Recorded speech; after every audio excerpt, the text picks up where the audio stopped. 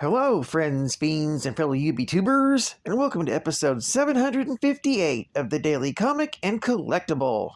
Today, the collectible of the day is the Hasbro Toys, Marvel Comics, Marvel Cinematic Universe, Marvel Legends series, Quantumania, Ant-Man action figure. While he occasionally dons the Ant-Man suit to promote his new autobiography, Scott Lang has put his superhero days behind him to bond with his daughter Cassie. This Marvel Legends collectible 6-inch scale action figure is detailed to look like the character Ant-Man, as seen in Marvel Studios' Ant-Man and the Wasp, Quantumania feature film. This 1/12 scale figure of Scott Lang features a premium design and advanced articulation.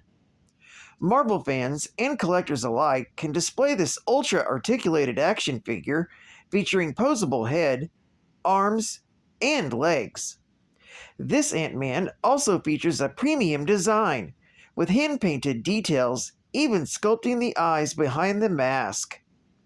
This collectible Marvel Legends figure comes with 3 total accessories, including 1 pair of interchangeable hands and masked and unmasked head sculpt. This figure comes in an environmentally friendly windowless display box and was released in 2023 by Hasbro Toys. Now, the comic of the day is Marvel 2-in-1, Volume 1, issue number 87, with a cover date of May 1982. This issue features The Thing with the Ant-Man, with story by Tom DeFalco, art by Ron Wilson, and cover by Ron Wilson. This story is titled Menace of the Micro-World. The story opens with The Thing helping Reed Richards conduct an experiment involving using electromagnets to increase the density of an object. Witnessing this is the Human Torch, who has come to make jokes at the Thing's expense, as usual. As the density of a massive steel ball is increased with the device, the Thing tries to hold on to it for as long as possible. Eventually, the weight becomes too much and the Thing ends up falling down on the floor, much to the delight of the Torch, who instantly begins mocking him. The Thing blows off the Torch's remarks and goes for his box of cigars to have a smoke. As he tries to find a match, suddenly the Thing begins to glow and instantly shrinks out of sight. Witnessing this, Reed and Johnny recall how something similar to this happened early on in their careers, when Dr. Doom conquered the land of Subatomica in the Microverse. Reed recalls how they enlisted the aid of the original Ant-Man to help them on that case, but remembers how Ant-Man, now calling himself Yellow Jacket, has apparently turned to crime. Johnny then mentions that there's a new Ant-Man that has helped the Avengers on occasion. However, neither men have a way to contact him. However, as they discuss this, they are unaware that a little ant has been listening to their conversation, and at the mention of Ant-Man's help, it begins to report back to its master. At that moment, at the Long Island home of Scott Lang, Scott is getting on his daughter Cassie's case to clean up her room if she wants to go out to the movies with one of her friends. However, when he notices ants crawling into her bedroom from the window, he quickly ushers his daughter out of the room, allowing her to go to the movies anyway. With Cassie now gone, Scott changes into Ant-Man, and unsure how long he will be gone, he calls his sister Ruth to come by and look after Cassie while he's gone. While Ruth is more than happy to spend time with her niece, her husband Carl is unimpressed with the time that Scott spends away from his daughter. With his personal matters dealt with, Ant-Man then heads off to lend his assistance to the Fantastic Four. Meanwhile, back at the Baxter Building, Reed is trying to locate where Ben might be in the Microverse, when Johnny asks why they just can't go after him. Reed explains that the Reducto craft was destroyed the last time they were in the microverse. Suddenly, Ant-Man appears before them, and although he startles Johnny, he's quickly welcomed. When Reed tells Ant-Man that he will need to shrink down to size and venture to the microverse, he tells them that he cannot shrink that small. But Reed corrects him, explaining that continued exposure to his shrinking gas will allow him to shrink down in size, enough to access the microverse. Ant-Man decides to trust Mr. Fantastic and gives it a try, and to his surprise, he succeeds and begins whirling past molecules on his way into the microverse. When Ant-Man regains his senses, he finds himself in some strange castle, where he's instantly spotted by guards who order his arrest. When they rush him, Ant-Man then shrinks down in size in order to fight his way through them. Rushing through the palace, he finally comes upon the Thing, who's not being treated as a prisoner at all, but as an honored guest. Soon, they're joined by Perla, the ruler of Subatomica, who demands to know why Ant-Man invaded her realm. Ant-Man explains it was a misunderstanding as he thought that the Thing was kidnapped.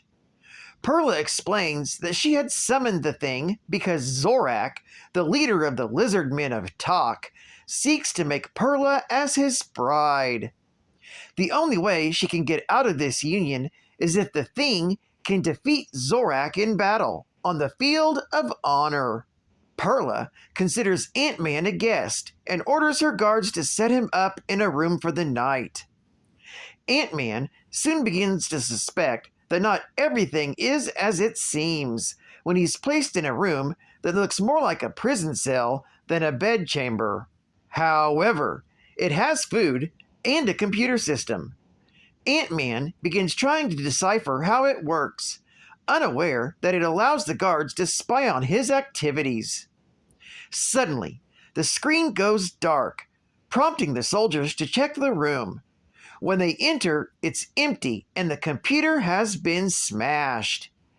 Thinking that the Ant-Man has escaped, they go searching for him, unaware that he actually shrunk down in size and has hitched a ride in the boot of one of their soldiers. Soon enough, Ant-Man is shocked when the guards go to Perla's throne room to report and learns that the entire battle is all a ruse, and that Perla's plot is to sacrifice the Thing to Zorak as part of a grander scheme to launch an all-out invasion of Talk.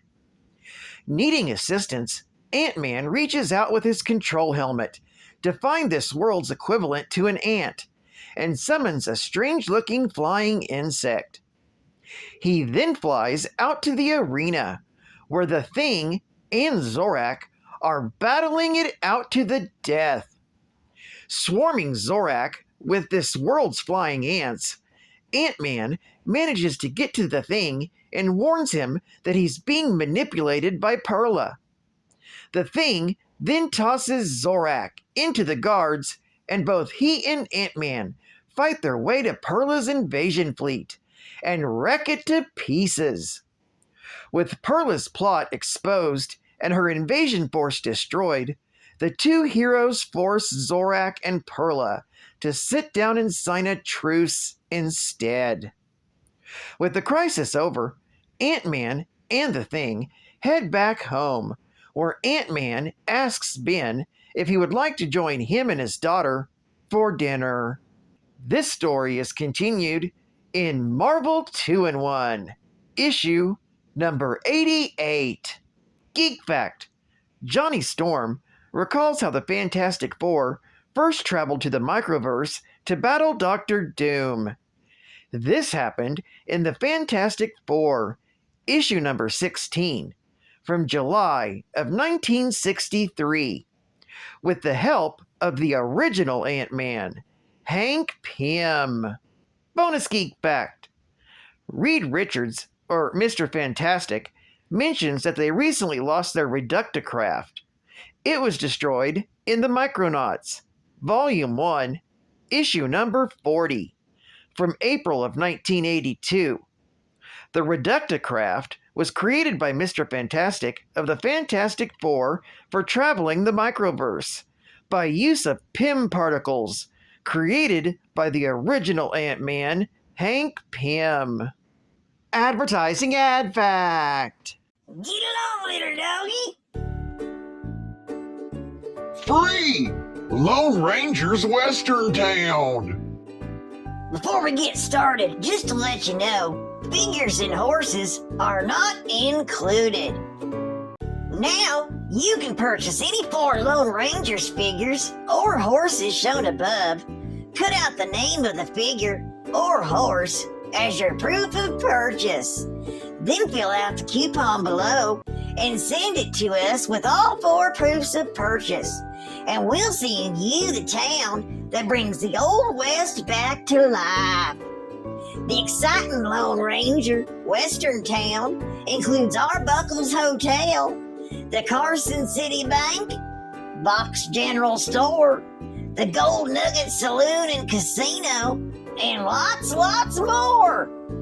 All with colorful, realistic detail on the front and back. Plus, this great scene for Wild West action is the perfect size for all those Lone Rangers 3 3/4 inch action figures and horses. Some assembly required. So get your free Lone Rangers Western Town today. Only from Gabriel, a division of CBS Inc.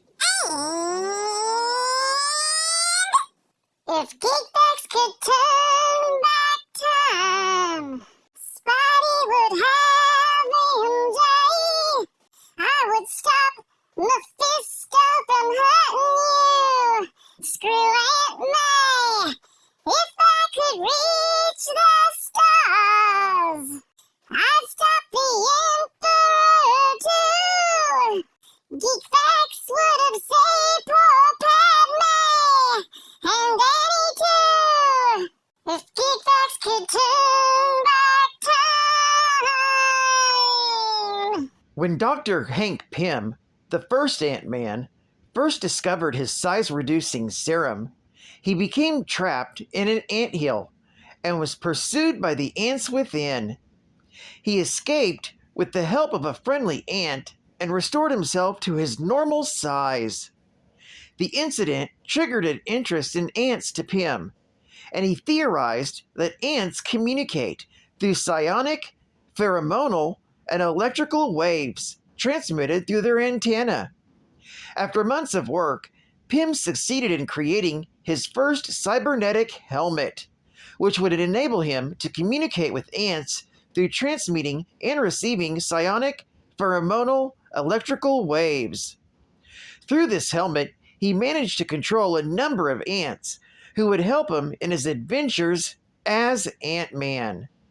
Using Pym particles, Ant-Man's ants were able to decrease and increase their own sizes as well.